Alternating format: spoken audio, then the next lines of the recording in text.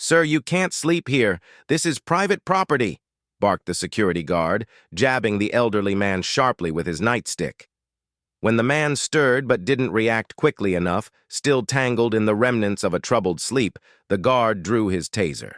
"I warned you," he said coldly. There was a flash of electric light, a piercing crackle, and the old veteran collapsed, writhing on the frigid concrete. 7 minutes later, as the guard smugly scribbled in his report log, 2 matte black government vehicles screeched into the alleyway. Men clad in tactical gear, marked with Pentagon rapid response insignias, poured out. If you believe no one, especially those who served, should be met with violence for merely seeking shelter, type "never forgotten" in the comments. Eli Kane, aged 74, bore the invisible scars of battles long past. His nights were restless, plagued by flashes of jungle patrols and the whispers of comrades lost in a war fought decades ago. Homeless not by neglect, but by misfortune, crushing medical debt from his late wife's illness, vanishing jobs that faded as he aged, and the relentless grip of untreated PTSD. He'd found a quiet recess behind a downtown department store, Prestige Imports, a space overlooked by most patrols, where he could roll out his thin bedding and chase what little peace he could find. He wasn't disturbing anyone. He was simply trying to escape the city's ceaseless noise and the louder storm inside him. His worldly possessions fit in a battered rucksack, a weathered Bible, some spare socks, a tin cup, and wrapped in oilcloth, his discharge papers and the bronze star he had earned but never spoke of. As he drifted into uneasy slumber, memories and dreams intermingled, the kind where time collapses and ghosts speak names long unspoken. He never heard Officer Miller approach. Miller, the night guard for Prestige Imports, was young and restless, his sense of authority inflated far beyond his actual role. He saw the homeless not as people in need, but as blemishes, obstacles to the pristine image of his employer's high-end brand. The utility belt and uniform gave him a sense of power he relished. During his 3 a.m. rounds, spotting Eli curled in the alcove, he didn't see a weary old soldier. He saw a trespasser, an eyesore. With aggressive steps echoing on the pavement, he approached. "Hey, get up!" he barked, jabbing Eli in the ribs with the end of a heavy flashlight. Eli jolted awake, panic washing over him. For a moment, he was back in combat, ambushed, under fire, heart pounding as fear overtook confusion. What's happening?" he asked, disoriented, blinking into the harsh glare. "This is private property, old man," Miller snapped, savoring Eli's confusion. "No camping out here. I've warned you bums before. Pack it up and move." Eli tried to find his bearings. "Just needed some rest. Not causing any harm," he said. "You're damaging the image of this business," Miller said, puffing his chest. "And you're too slow for my liking." He unclipped the taser, its shape stark against the dim light.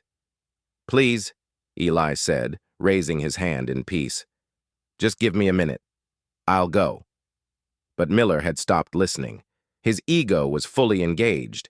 "You had your warning, vagrant," he spat. As Eli reached slowly for his bag, trying to stand, Miller fired. The taser hit squarely in the chest. Eli screamed, body arching with the shock, before collapsing, convulsing violently. Miller watched, smirking, taser still pointed. "Next time, move faster," he muttered, turning to retrieve his logbook. As Eli lay twitching, the scent of ozone filling the air, Miller casually began filling out his report.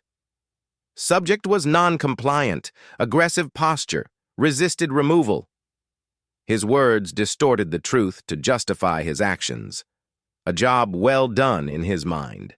What Miller didn't know was that Eli Kane wasn't forgotten.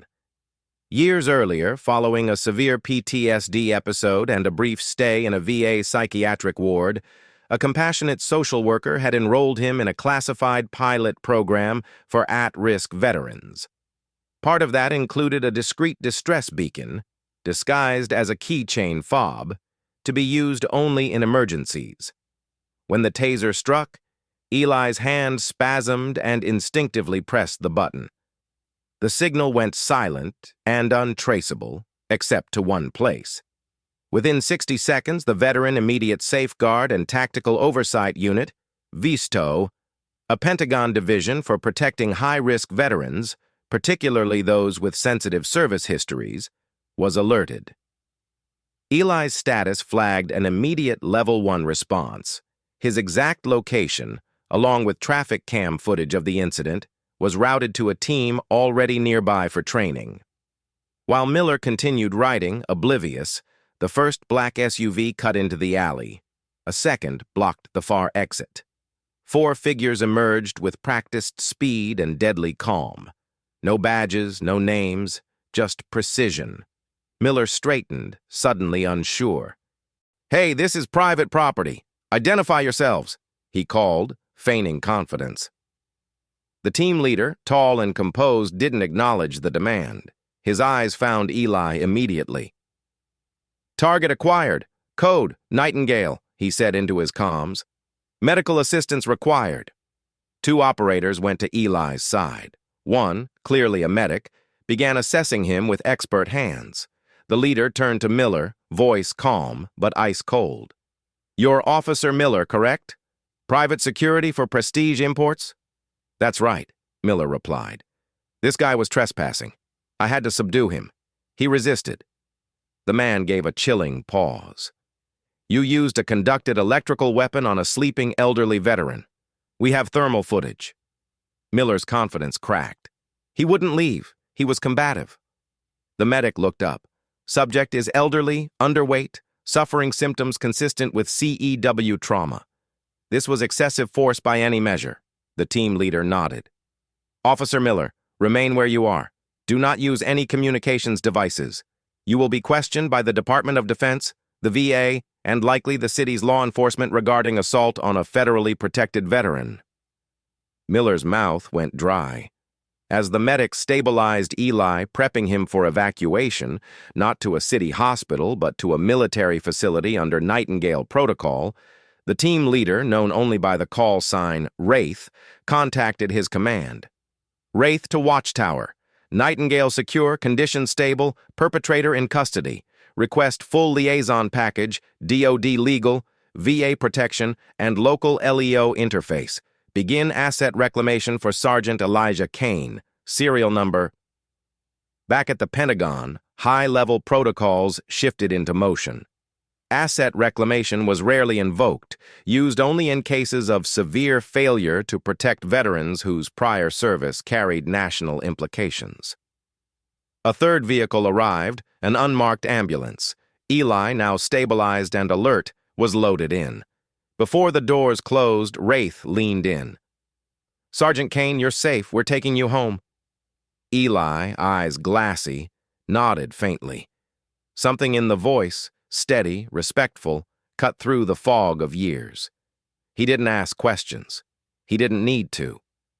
As the ambulance disappeared into the night, Wraith turned back to Miller, now being formally questioned by 2 other operatives who had secured his equipment and confiscated the taser. Wraith picked up the discarded report. "Interesting. Seems a few critical details were left out. Don't worry, we'll amend them." Moments later, the first part of the liaison team arrived. A stern VA official and 2 weary city detectives summoned at 3 a.m. to an incident that now involved federal jurisdiction. The fallout came quickly. Miller was arrested by morning, charged with aggravated assault and excessive use of force. Prestige Imports faced lawsuits from the VA and a civil rights probe from the DOJ. Their security contract was revoked. An anonymous leak detailing the abuse of a decorated veteran reached a major financial journalist, and the company's stock plummeted. Eli recovered slowly. Diagnosed with PTSD, malnutrition, and taser-related trauma, he began healing under watchful care in a secure VA medical facility. True to their word, the VISTTO team enacted the full asset reclamation plan. Eli was moved into a furnished apartment in a protected veterans community. His benefits were reinstated and back paid. He was assigned a dedicated caseworker and received consistent, high-level treatment. He was even given a service dog, a calm, loyal German shepherd named Echo Wraith. The Visto team leader visited him one last time. "Sergeant Major," he greeted him, Eli's promotion posthumously granted years ago, quietly restored. "Your country failed you. We're here to make it right. You were never truly forgotten." Eli sat in a soft chair, overlooking a peaceful garden. His face was tired but calm. For the first time in many years, there was peace in his eyes. He knew his story was rare, a confluence of protocols and last chances. But it served as a reminder. The duty to those who served doesn't end with discharge.